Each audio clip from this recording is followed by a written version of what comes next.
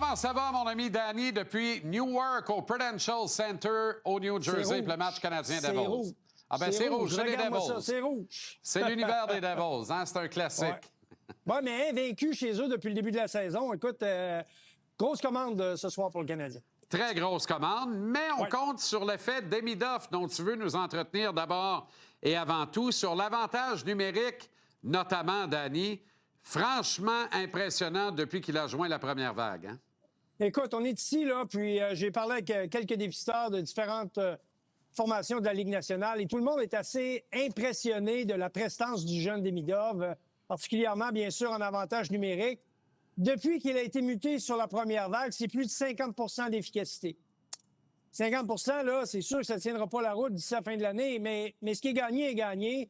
Et ça donne une carte extrêmement importante aux Canadiens. Mais pourquoi la première vague est avantagée d'avoir un Demidov sur celle-ci? Ben, on va voir ensemble.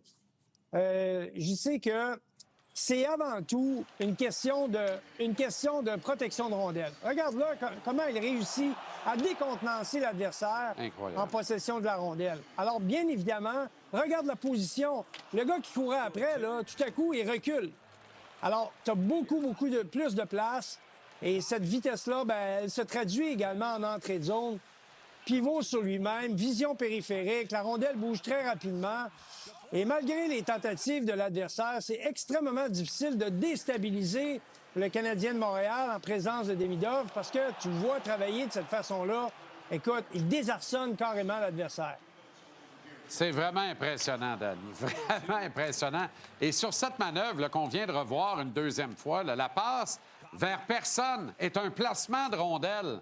Faut être vraiment voisin de Canario Reeves dans la matrice pour jouer la game du hockey avec un tel niveau.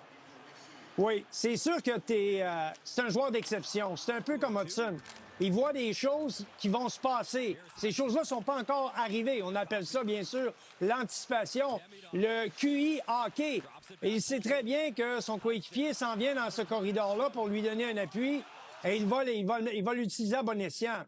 Donc, c'est tous ces petits détails-là qui lui donnent un avantage certain sur l'avantage numérique et qui déstabilisent l'adversaire, qui donnent cette espèce de deuxième niveau de confiance à une équipe lorsqu'on est en position de force avec un gars comme Demidov dans l'alignement.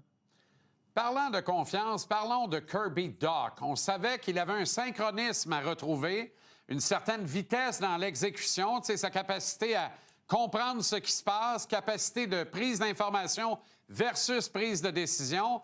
Il est de plus en plus rodé, il est de plus en plus intéressant à voir aller. Et là, on a vu des très beaux flashs dans le dernier match. Là. Oui, on a vu des bons flashs parce que là, lui, là, steak, blé d'Inde, patate, OK? Pas compliqué. En avant du filet, mon Kirby, tu veux marquer des buts? Kirby avait le problème de toujours vouloir chercher les choses trop compliquées. Là, il converge vers le but. Il a un peu de chance sur cette séquence-là. Et il réussit à marquer un but extrêmement payant pour lui parce que ça lui donne la dose de confiance qu'il a besoin. Et puis par la suite, ben, il va en marquer un deuxième, encore une fois dans l'enclave. Lorsque tu tiens autour de cette zone-là, les rondelles vont arriver, mon ami. Et c'est exactement ce qui se passe avec Kirby Dach. Et tu as vu à quel point Sealer n'a pas été capable de le déplacer. C'est un gros bonhomme, grand gars.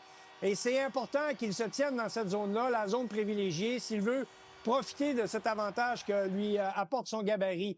L'autre affaire, c'est que quand tu commences à marquer des buts, tu prends confiance. Et cette confiance-là devient un peu contagieuse. Et pas juste pour toi, là, ton entraîneur aussi.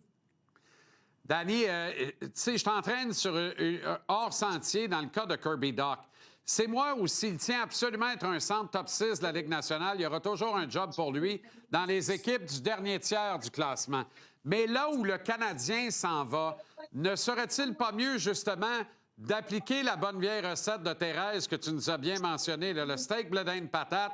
Moi, je le vois tellement comme un gros bonhomme de corridor à droite d'un troisième trio dans une équipe qui rêve d'un championnat. Oui. Ben, écoute, on le voit tous là, sauf lui. Lui, c'est pas là qu'il se voit. C'est ça.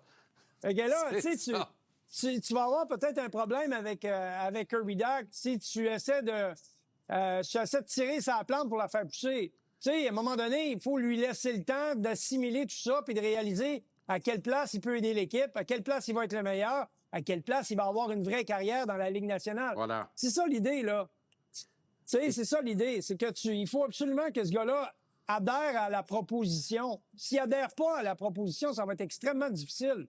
Alors là, on est en train de travailler avec lui. On lui donne des opportunités au centre et à l'aile. Je l'ai vu gagner une importante mise en jeu Ouais. en fin de troisième période. L'entraîneur l'a placé là, en zone adverse, contre Sean Couturier, gagne la mise en jeu. Alors ça, c'est un élément important. Il a gagné une mise en jeu qu'ensuite son équipe n'a pas réussi à récupérer la rondelle, mais c'était une mise en jeu gagnée pour lui. Ça, c'est extrêmement important. Et ces situations-là, bien évidemment, il va en avoir de plus en plus s'il réussit à avoir un niveau de confiance renouvelé. Et ce niveau de confiance, il va arriver avec, bien sûr, de la production offensive, pas juste des buts, mais des chances de marquer.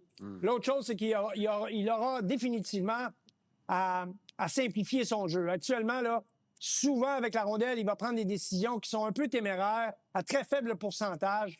Puis ça, bien honnêtement, ça dérange pas mal les entraîneurs. Pas Martin Saint-Louis, les entraîneurs Ben oui. dans la Ligue nationale. Les faibles pourcentages, tu veux pas voir ça, à moins d'être en retard dans le match. Parlant de pourcentage, à 9-3-1, Oui. c'est facile de voir le verre aux 3/4 plein, avec du Kool-Aid dedans puis de l'avaler comme si tout était beau.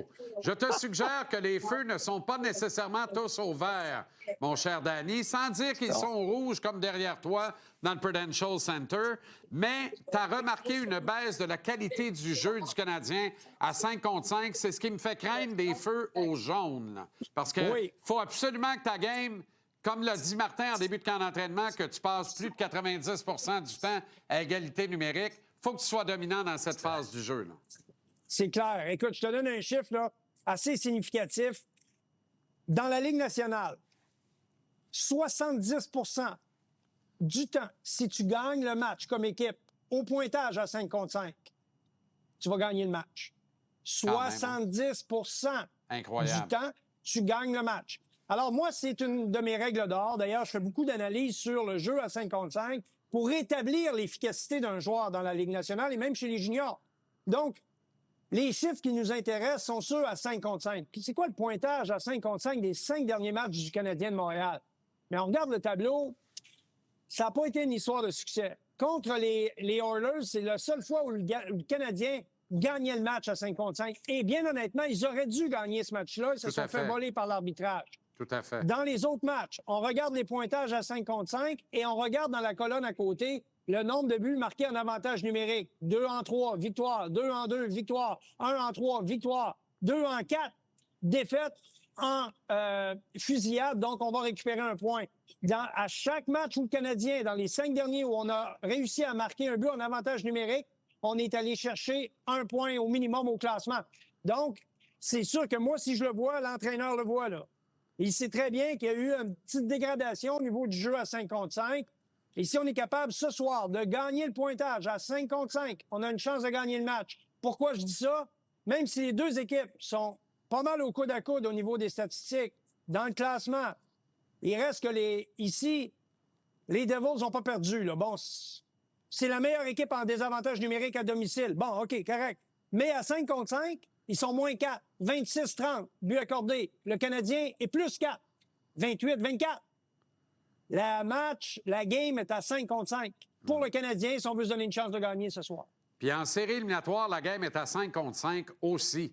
Fait que c'est parfait Absolument. ton avantage numérique, là, mais c'est à 5 contre 5.